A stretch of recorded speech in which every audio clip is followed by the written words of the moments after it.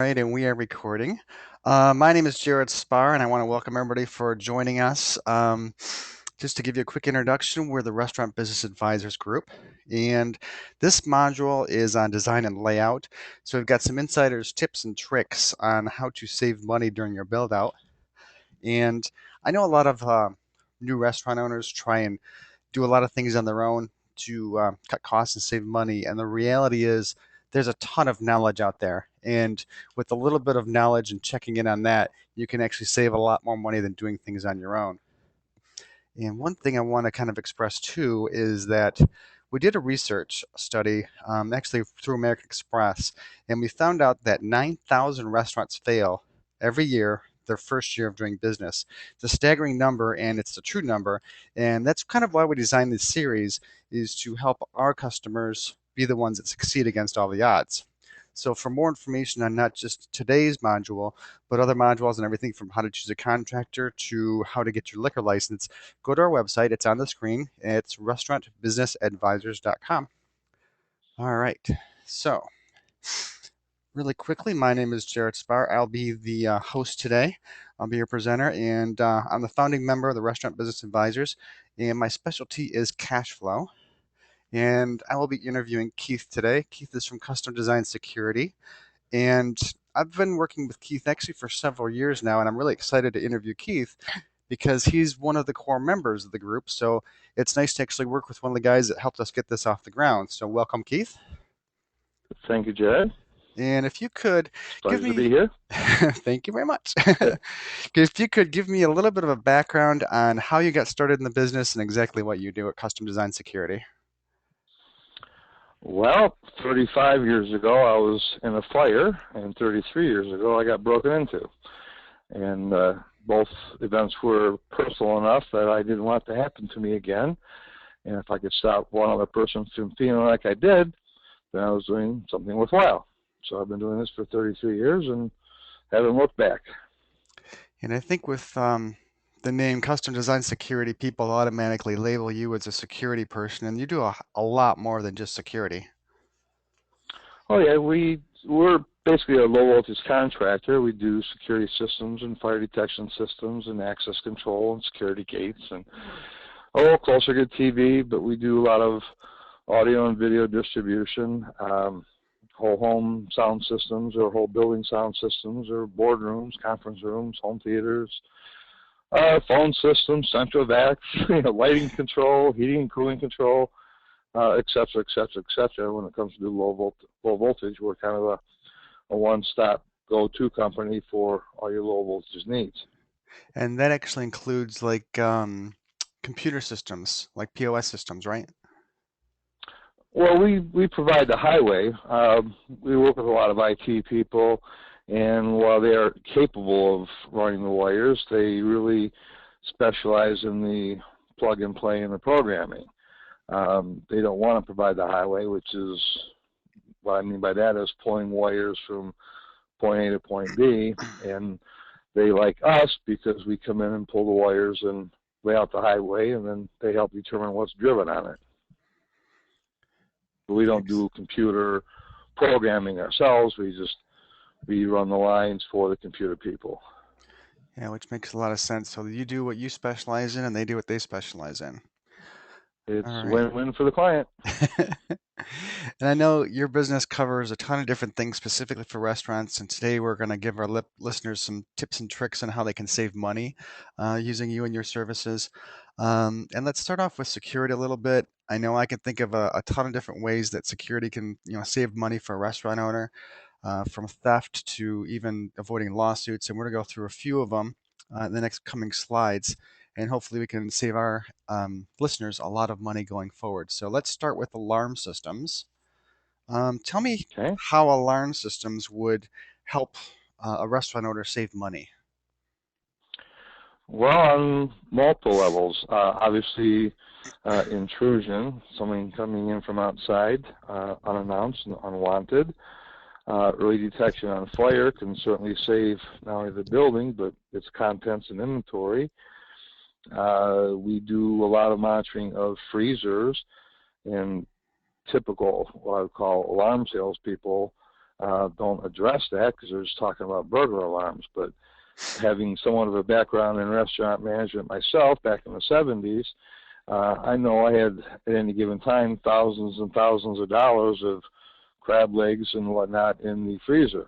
And if the freezer went out over the weekend or at night, and we weren't aware of it, then the next morning we'd have thousands of dollars of wasted product. Yeah. So early detection there can prevent that from happening.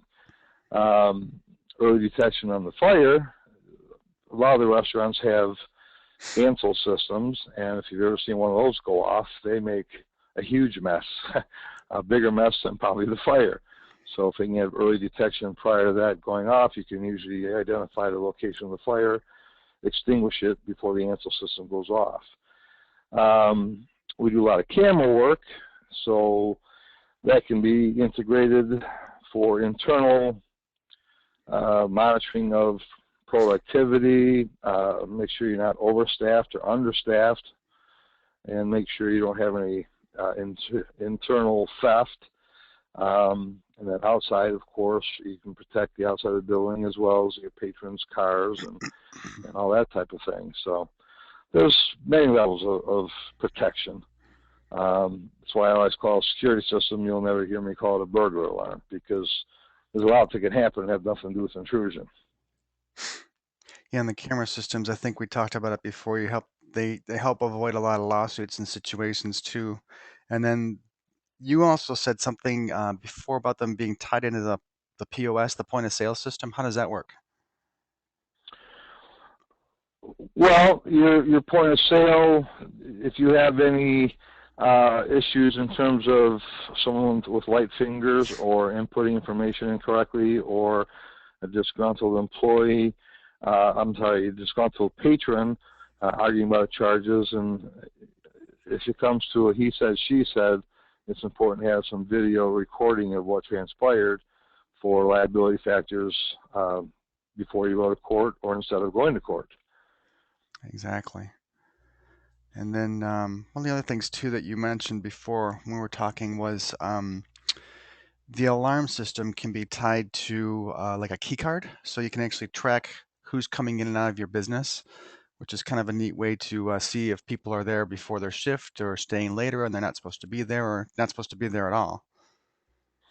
Well, you can, that's access control. You can arm, disarm, or open and lock and unlock a door using a swipe card. You could have also opening and closing, which every time the alarm gets turned on and turned off, it notifies Central Station. So you know if somebody came in after hours or didn't lock up and arm it when they left at night. That keeps theft down. It keeps after hours partying down amongst your staff, Yeah. which sounds funny, but that could be a real problem, both in lost revenue and liability, because if the police know you're there at 4 o'clock in the morning, that's illegal. That's not good. Yeah. So monitoring either intrusion or monitoring activity with the cameras, you can be able to view what's transpiring so you can make sure you are actually minding your own store. A lot of things happen right under your nose and you don't even know it. That's a neat way to do it. And what I like about working with you is that I think you've got a lot of knowledge and history in the restaurant industry, so you can bring a lot of insight to it. We talked a little bit about the cooler, the temperature monitoring, and Mm-hmm. one of the things that I wanted you to talk a little bit more about is how that kind of plays into the health department regulations. Well, you've got to keep your coolers and or freezers at certain temperatures so you don't get food spoilage. And again, if you monitor the temperature of the cooler and the freezer, then if it gets above a certain temperature, it can notify the manager or owner or what have you, so you can address it in case it's a service issue, or it's leaving the door open. Soiled food, you get one sick customer, that information spreads like wildfire. You don't want to get people with food poisoning just because your cooler was failing or left open. And so something really simple can save a lot of liability. Oh, sure. And insurance companies, the more protection you have, the lower your insurance rates because they have less to lose because you have less to lose. Exactly. And they realize that and they pass on savings based on the level of protection you have. And that can mount up to sizable amounts too. Definitely. And you also talked a little bit about like early detection on the fire suppression system. And I'd like you to talk a little bit more about that because I don't know if all a brand new owner knows exactly how that takes place, like what the mess actually entails. So, kind of tell me a little bit about, an example of how messy that would be, and then how your system would help avoid it. Well, people have restaurants have ansel systems or sprinkler systems. So if there's a fire, then obviously it douses the area with the water in the sprinkler system or the powder from the ansel system. That's to protect lives, of course, and to keep the building from burning down. But if the sprinkler system gets popped and your restaurant's full of patrons, they've all been invited to one big shower. That's not pleasant. And the ansel system, when they pop, they suffocate the grill or burners, but it just pops and it sends powder like all over the place. And the cleanup on that is significant, substantial, and again, your patrons are a mess. We can tie in smoke detectors in key areas and tie into the alarm. So if there's a fire somewhere, the smoke detectors can often go off in time for you to put the fire out before the ansel system or the sprinkler system gets tripped. So a little bit of planning in Doesn't always advance. work that. Excuse me? A little bit of planning in advance saves a lot of headaches and costs later. Oh, absolutely. I mean, and every time whenever you cut corners, it's going to cost somebody some money or aggravation or both eventually. So pre-planning, which is what this whole thing is about, but pre-planning is crucial before you open. So when you do open, you can operate, smoothly and Perfect. cost effectively. All right. And I know those aren't the two things that you only do. I know you do a lot more besides that.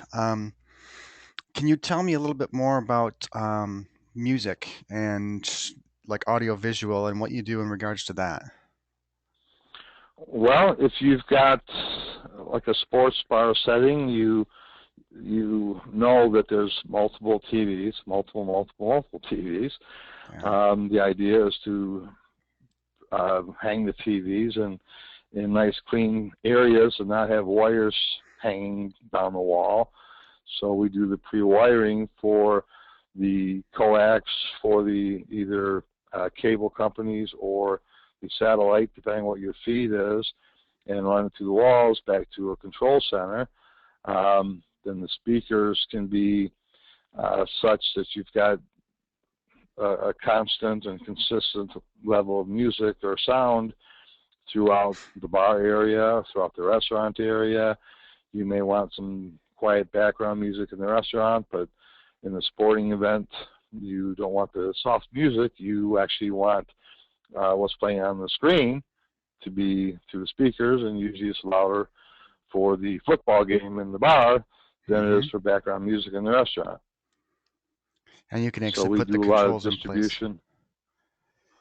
Yeah, you can have a nice, seamless, visually and acoustically appealing blend, if you will, between the bar and the restaurant because they usually don't play the same thing, and it's different volume levels and different sources. So the idea is to do the wiring during the construction, and so you don't have the bunch of wires hanging around later. Exactly. And I think it was neat when we talked before. You had said that music and even the televisions kind of set a mood for the patrons. Like, say, for example, in the hostess area, having some quiet, calming music there, or some type of television for entertainment is really good because it keeps people from leaving if they have to wait for a little while. it's a whole different mood in the bar area than it is in the restaurant area, and your systems that you put in place can actually control those, so you can control, kind of control each area of the restaurant. Oh, sure. You can have different volume levels at each parts of the facility because, as I touched on, the restaurants can be, quiet, soft dinner music, and the bar won't be. It's either going to be rock and rolling or whatever activity you're watching on a screen. If you're watching sporting events, then it's going to be loud in there. But you don't Definitely. want that blasted through the restaurant. But you can, excuse me, And you then can you if there's a special event and the Tigers are in the World Series and you want that to be heard throughout the whole restaurant, you can do that. Or Perfect. confine it to the bar, and then again in the restaurant have music.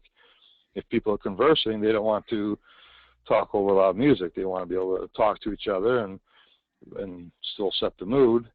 And or if they're patiently waiting for their dinner to arrive, then the music gives them something to occupy their time during the conversation.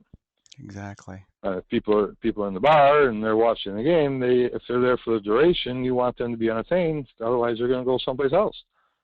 Yep. That's the They'll whole go point. somewhere that does have the TV going.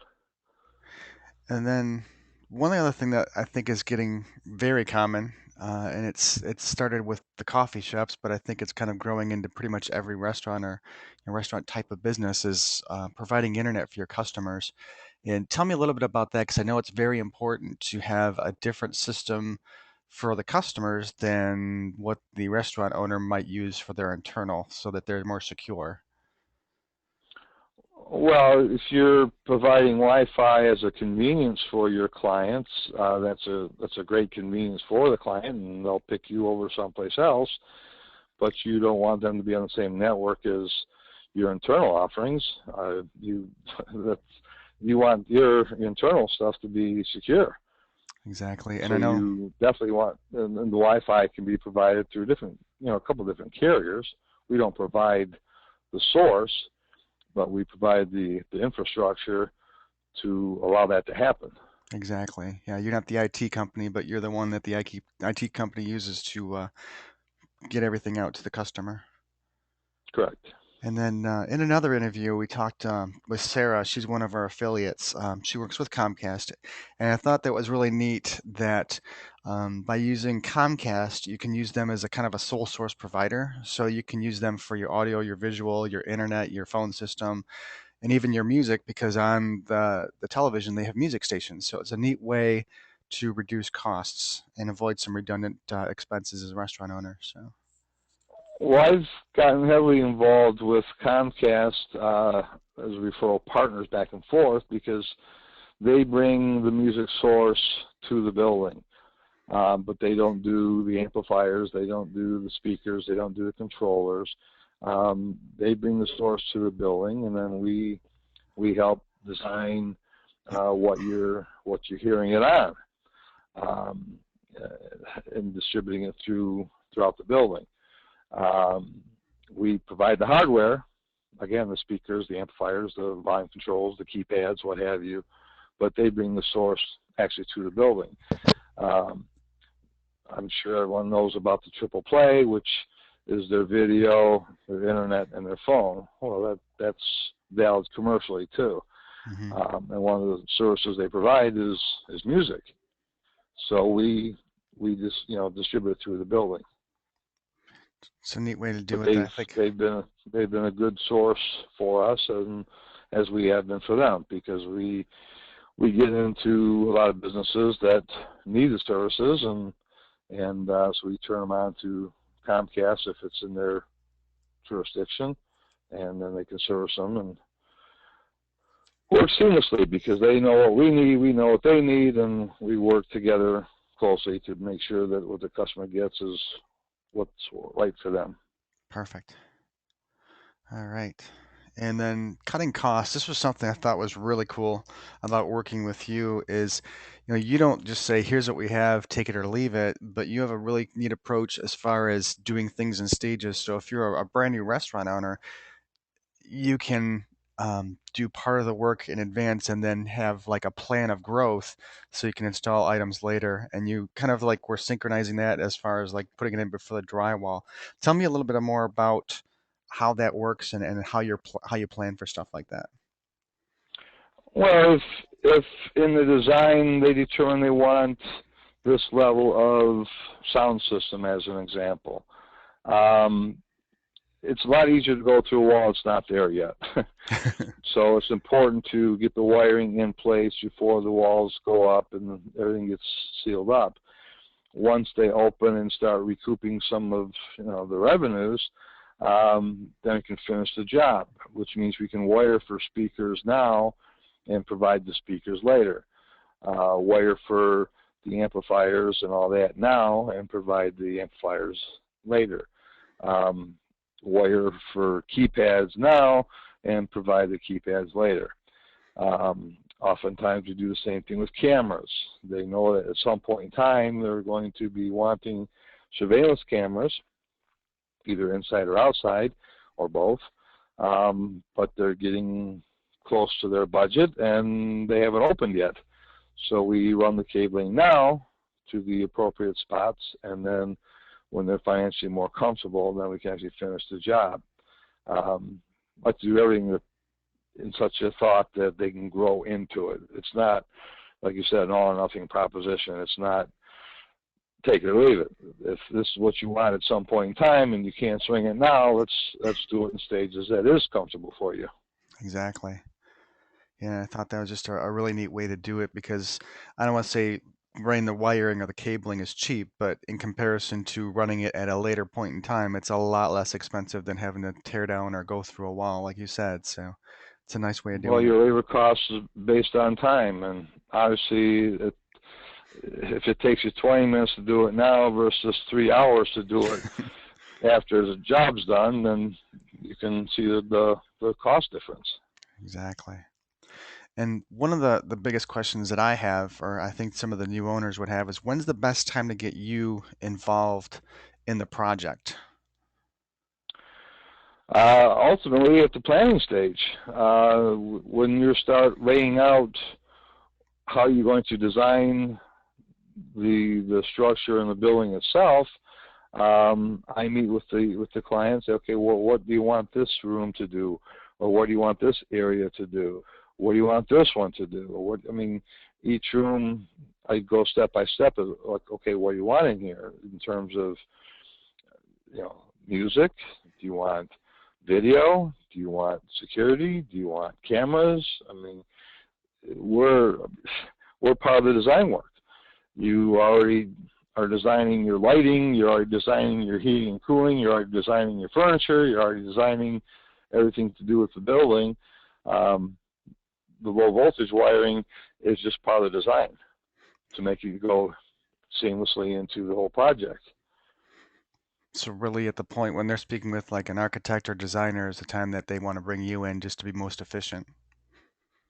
If the architect is open to having someone and get involved in the building itself. If that's not possible, then at least we get together before the electrician goes in, and then we come in after the electrician before the drywall. That's when we actually perform the work. Gotcha. But as far as when to start planning, there's no such thing as too early. There's only too late. And then, And too late's not a good thing. no, it's an expensive thing. Um, Yeah. Tell me about how much a consultation with you would cost. Oh, it doesn't cost anything for me to come out and do the initial consultation. But the only way I can play doctor is see the patient. People often call and say, "Well, yeah, I was wondering how much it would cost to put an alarm system in a 4,500 square foot building." And I would say, "Well, I don't know.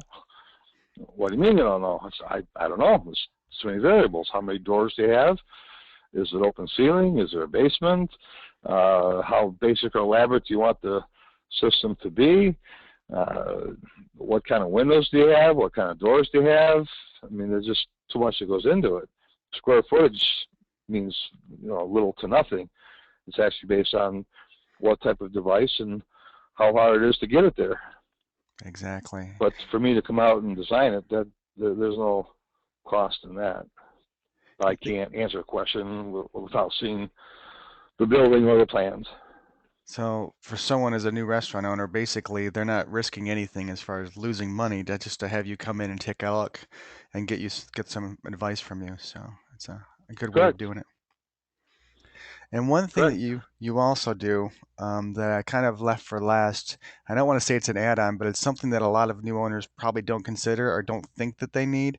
And we were talking about it, I thought was a really neat idea of cost cutting and also, a way to clean without it, irritating the patrons if it's during, hours that you have to make a quick cleanup. So tell me about Central Vac, how that fits in as far as timing and how much it can save, a restaurant owner some Uh, money.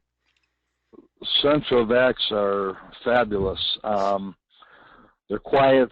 They're clean. There's nothing worse, in my experiences, dining out, is be sitting there dining and having somebody go by with a vacuum cleaner. Um, Not only the noise and trying to talk over it, but the dust that they kick up. That's going in my food, man. That's not part of the gravy. Um, I, as I mentioned, I was in the restaurant management business back in the '70s, and we used to specialize in uh, Alaskan king crab legs. And while you're not going to vacuum that up, um, people would have to pick up the crab legs. But what about the bowl of rice that fell next to it? Hmm. And people would go by with an upright vacuum cleaner or a hokey. If you've ever seen the hokies, they're not Hmm. motorized, but they don't do a very good job of cleaning either. But anyway, it was always disturbing to be dining and have somebody go by with a vacuum cleaner. Of course, it was equally disturbing had they not done that, because then you're sidestepping the food. But the Centrovacs are quiet solutions. They're much cleaner, much healthier. They don't kick up dust. You don't have to dust the tables after you vacuum because it doesn't kick up any dust. It's just a healthier, quieter, more convenient way of cleaning, particularly when you have patrons in the restaurant because you're not disturbing them. Exactly. And that kind of falls into the same rules where, if you got a new restaurant owner and he thinks that, hey, maybe I want to add central vac, you can actually do the piping and the wiring before and then add the components later when he's financially ready, right? Absolutely. In the center of action, even if you're going to do it, it's even more important to do it during construction, because while an existing building you can fish wires, you can pull wires through existing buildings, it's pretty tough to fish a PVC through the walls. It's not very pliable. So No. pre-piping it now and then adding the tank and the tools and all that later is a way of getting involved without biting the big bullet right off the get-go. Yeah, totally It just different. depends on what kind of ambience you want in the restaurant. They're just wonderful additions to a restaurant because cleaner and quieter. That's the two, and healthier. But that's the factors that go into the restaurants. I've got a customer that's a hair salon, and they put central vac in, which was interesting because they have cement floors. So they actually had to drill through the cement floors to get them in. But the owner he absolutely loves it because of how much time it saves him. And, the same thing as you said, the cost and the mess and the disturbance for the other customers. So something so simple Oh, makes a big difference. absolutely. I did a barber shop up in the Walnut Lake area in West Bloomfield, and they've got multiple inlets behind the stylist stations. So when they finish cutting the person's hair, the person leaves, and they bring out the attachment and go, and Yeah, I think all that hair's gone. makes life so much easier. Yeah, Um, well, it's better than the wrist broom. Question for you that I think is really important for the listeners to know is Um, how, what questions would they want to ask to make sure that they're working with a consultant? Like, say, for example, someone's listening from Texas and you guys don't service Texas. What questions would they ask a consultant near them so they can make sure that they're working with the best person they could possibly be working with? Well, aside from the obvious questions, how long have you been in business? Are you licensed? Are you insured? Are you bonded? Those are all might be considered perfunctory questions, but it's scary how often those questions aren't asked, and when they are asked, when the people say no. Well, if they're not licensed, they're not insured, they're not bonded, then, well, thanks for your time. Goodbye. Um, but in dealing with restaurants, you might want to ask what their experience with restaurants are, both as how many clients do you have that are restaurant owners, and how have you helped them, how have you dealt with it. Having been in the restaurant business myself, I bring up questions like I touched on earlier about the coolers and freezers and stuff that the alarm salesman didn't even think about asking, Hmm. because he's there just for one focus. He's talking about intrusion. He's thinking about intrusion. I'm thinking about all the various ways in which your restaurant needs protection, and that's not just intrusion. Um, so the experience that you have with restaurants and how you have dealt with it, and certainly get names and numbers, and don't be afraid to call them. Exactly. Having a name and number is all fine and well, but if you don't do anything with it, then you just have a name and a number. So what? I'm amazed at how many times people don't follow up on references. And Oh, then absolutely. I social media mean, is another one 90, too. 98% of our work is referral. And we like that because a lot of times people say, well, we've never heard of you. I said, that's because we don't advertise. Well, I understand it, but we've never heard of you. We don't know you. I said, well, up until 10 minutes ago, no disrespect, I didn't know you either. I said, but I came to you by way of referral. And you trust this person, or I wouldn't be sitting here. Because if you make somebody happy, they tell two people. If you make them mad, they tell a lot of people. They tell a lot. And bad news travels really fast. So I like the fact that the majority of our work is referral because we're making people happy and doing something right. And social media was the other one too. I think that comes up that a lot of, if you're an employer and you're screening employees, you hear all the stories about how the employers go onto social media and find, just crazy stuff.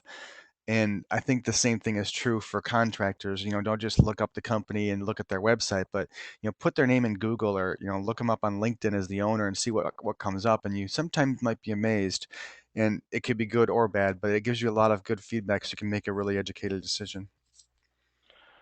Well, it goes back to referral, but your referral now is not just two people. It's talking to 2,000 people, 2 million people. Yeah, How many people will go on? You make sure that uh, your clients' experiences are good because you don't know what they're going to say about you. exactly. And with the social media, that gets the word out really fast. Good or And bad. sorry to say, the bad news travels a lot faster and a lot deeper. I don't know why it's drama. Okay, so we've talked a lot. I think you've given us a ton of great information. I mean, uh, this is a lot of times is the same case with other speakers where the more that I learn, the more that I realize I don't know. So, we've talked about, when you want to get a consultant involved, what you do exactly and why you want to work with one person to avoid redundant expenses. And I think the main thing at this point is what's the best way for someone to get in touch with you if they have more questions? Well, they can either contact me directly at 248-421-1916. That's my cell phone. That goes right to my ear. Or if they want to email me, they can. It's Keith at evolutionavs.com. Perfect. And communication is everything. Exactly. And then if listeners have more questions from us, they can get a hold of us. Our email is on the screen right now, as well as our website. And you can also review other recordings at restaurantbusinessadvisors.com. So, Keith, I sincerely appreciate all the time that you took to speak with us today and share all the knowledge. And I want to say thank you. My pleasure. And sorry about the background phone, but just another happy customer looking for information. No worries. All right. Well, We'll thank talk you very soon. much, Thank and you. we'll talk soon. All All right. right. Bye. Bye.